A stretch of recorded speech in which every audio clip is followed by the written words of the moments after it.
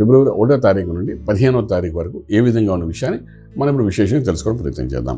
కర్కాటక రాశి తృతీయ స్థానంలో కేతువు, అదేవిధంగా షష్ఠ స్థానంలో కుజుడు ప్లస్ శుక్రుడు యొక్క ప్రభావం కనబడుతుంది. సప్తమంలో బుధాదిత్య యోగము, అష్టంలో శనీశ్వరుడు యొక్క ప్రభావం కనబడుతుంది. భాగ్యంలో రాహు, రాజ్యంలో బృహస్పతి అనుగ్రహం కనబడుతోంది. ఇక్కడ రాజ్యంలో బృహస్పతి అనుగ్రహం ఉంది కాబట్టి ఎన్ని కష్టాలు పడినా ఆర్థిక వ్యవస్థ పెరిగే అవకాశం ఉంటుంది. చాలా కష్టపడితే కానీ ఆర్థిక వ్యవస్థ పెరగదు, పెరిగినా కూడా అది డెఫినెట్గా పెరుగుతుంది. అది నష్టమైతే జరగదు. నేను కష్టపడ్డాను అంచేది నాకు వచ్చింది ఈ ఫలితం, నువ్వు కష్టపడలే నీకు రాలేదు అనే ఒక డిఫరెన్స్ అనేది కనబడే అవకాశం కనబడుతుంది. అది ఉద్యోగస్తులు ఎవరైతే ఉన్నారో ఉద్యోగరీత్యా వాళ్ళు చేసే ప్రయత్నాల్లోని ప్రమోషన్స్ కోసం కానీ ఇంక్రిమెంట్స్ కోసం కాబట్టి, లేకపోతే ఇవాళ రేపు ఉద్యోగాలు అలాగంటే ఎవరు బాగా మాట్లాడితే ఎవరు బాగా కన్విన్స్ చేస్తే వాళ్ళకి ప్రమోషన్స్ తొందరగా వచ్చే అవకాశాలు కనబడతాయి. అటువంటి క్యాండిడేట్స్ ఎవరంటే వాళ్ళు చేసే ప్రయత్నాలు చేసుకోవచ్చు. ఎందుకంటే రాజ్యంలో బృహస్పతి ఉన్నాడు కాబట్టి కొంచెం ఎలా ప్రయత్నం చేసినా అల్టిమేట్లీ మీకు రావాలి కాబట్టి గోల్.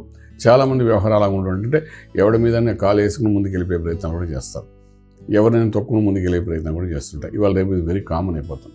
నేను ఇక్కడ వాటిని ఎంకరేజ్ చేయను, కానీ సహజంగా మీరు చేసే ప్రయత్నాలు కానీ మీరు చేయగలిగితే ఉద్యోగంలోని ఫర్ 2 yearsలో మనకి ఇంక్రిమెంట్స్ ఇవ్వలేదు, మనం ప్రయత్నం చేయాలి. అటువంటి ప్రయత్నం కానీ చేస్తే మాత్రం డెఫినెట్గా మీకు ఫలితం అనేది కనబడుతుంది. స్ట్రెస్ ఎంత తీసుకున్నా అల్టిమేట్లీ మీకు రిజల్ట్ మాత్రం బాగుంటుంది ఉద్యోగరీత్యా. అలాగే వ్యాపారంలో కూడా రకరకాల ప్రయత్నాలు చేస్తారు, సక్సెస్ అయ్యిందా లేదా అనుకుంటారు, బట్ స్ట్రెస్తో కూడుతుంది. కానీ డెఫినెట్గా సక్సెస్ అనేది కనబడే అవకాశం ఈ 15 రోజుల్లో దానికి రిజల్ట్ కనబడే అవకాశం బాగానే కనబడుతుంది.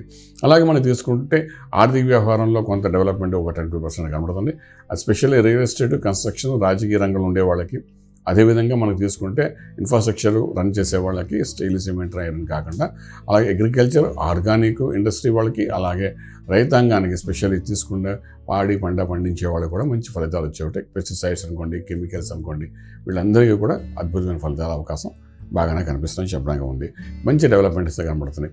అలాగే విదేశాలకు వెళ్ళి సెటిల్ అవ్వాలనుకున్న వాళ్ళు కొంచెం ఉద్యోగరీత్యా వెళ్ళాలనుకున్నా కొంచెం బాగానే ఉంటుంది, ప్రయత్నం చేసుకోండి. కానీ చదువుకునే విద్యార్థులకు మాత్రం కొంచెం బలహీనంగా కనిపిస్తుంది. ఇప్పుడు ప్రయత్నం చేయకండి. ఇంతలో ఫిబ్రవరి 15 తర్వాత మనం ఆలోచించవచ్చు దాని గురించి. అలాగే ట్రేడింగ్ చేసేటప్పుడు మాత్రం 90% మీరేమంటే agriculture, organic, fast food centres అంటే ఫుడ్ ఇండస్ట్రీ మీద కాన్సన్ట్రేట్ చేసి ట్రేడింగ్ చేయడం ప్రయత్నం చేయండి. అలాగే లక్కీ నెంబర్ దగ్గరికి వచ్చినప్పుడు నెంబర్ 3 పాజిటివ్గా మీకు పనిచేస్తుంది. మంత్రము, సాధన దగ్గరికి వచ్చినప్పుడు మనం చూస్తే సప్తంలో బుధాదిత్య యోగం, అష్టంలో శని యొక్క ప్రభావం, భాగ్యంలో రాహు యొక్క ప్రభావం ఉంది. ఈ స్ట్రెస్ ఆఫ్ ది అష్టమ స్థానానికి సంబంధించి 6 ఇంట్లో ఉన్న కుజుడు యొక్క స్ట్రెస్ ఏదైతే ఉంటుందో ఇది కొంచెం ఎక్కువగా ఉందని చెప్పచ్చు. అంటే కుజుడు అనేవాడు ఏదో చిన్న చూపిస్తాడు అనారోగ్యాన్ని, దాన్ని మనం కొంచెం ప్రయత్నం చేసి చెక్ చేయడానికి వెళ్తే అది పెద్దదిగా కనిపిస్తుంది. అష్టంలో ఉన్న శనీశ్వరుడు యొక్క ప్రభావం.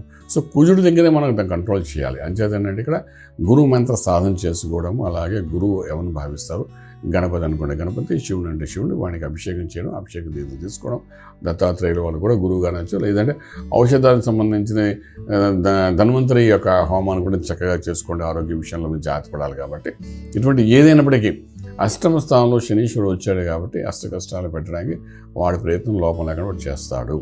ఎందుకంటే స్ట్రెస్ తీసుకోవడం వేరు, ఉద్యోగంలో ఆర్థిక బలం పెంచుకోవడం వేరు. సో ఇక్కడ స్ట్రెస్ అనేది ఇంట్లో కంటిన్యూస్గా ఉంటూనే ఉంటుంది, అందులో ఏమాత్రం సందేహం లేదు. అది ఏ ప్రయత్నం చేసి ఏ ఉద్యోగ ప్రయత్నం చేస్తామో, ఎందులో మనం ముందుకెళ్ళాలనుకుంటామో, మనం దేన్ని బాగా ఇష్టపడతామో అది మన చేతికి అందనీయకుండా స్ట్రెస్ ఇస్తుంది. సో దాని నుండి మనం బయటపడడం చాలా కష్టమైన పని. ఎందుకు శనీశ్వరుడు చాలా బలమైన వాడు అక్కడ. సో ఐదో మన మానవ ప్రయత్నంలో ఒక చిన్న అభిషేకం కానీ, ఎవరినైతే గురువు భావిస్తే ఆ స్వామి వారికి అభిషేకం చేసి తీర్థం తీసుకోవడం వల్ల కొంత రిలీఫ్ ఉంటుంది. ఏదైనా రాజ్యంలో ఎటువంటి డిస్టర్బెన్స్ ఉండదు. అయిపోవాల్సిన డిస్టర్బెన్స్ అంతా అష్టమ స్థానం వల్ల అవుతుంది తప్ప 10th house జరగదు. కాబట్టి డెఫినెట్గా మీ ఉద్యోగం ఇంటాక్ట్గా ఉంటుంది, మీ వ్యాపారం ఇంటాక్ట్గా ఉంటుంది. వరి ఇవ్వాల్సిన అవసరం లేదు. సుబ్రహ్మణ్య స్వామికి ఆరాధన చేసుకోండి, రాజమార్గంలో రాజ్యం పొందగలుగుతారు. శుభం బియాదు. ఈ వీడియో మీకు నచ్చినట్లయితే మీ మిత్రులకు షేర్ చేయండి. అలాగే మా ఛానల్ను సబ్స్క్రైబ్ చేయడం మర్చిపోవద్దు. Thank you.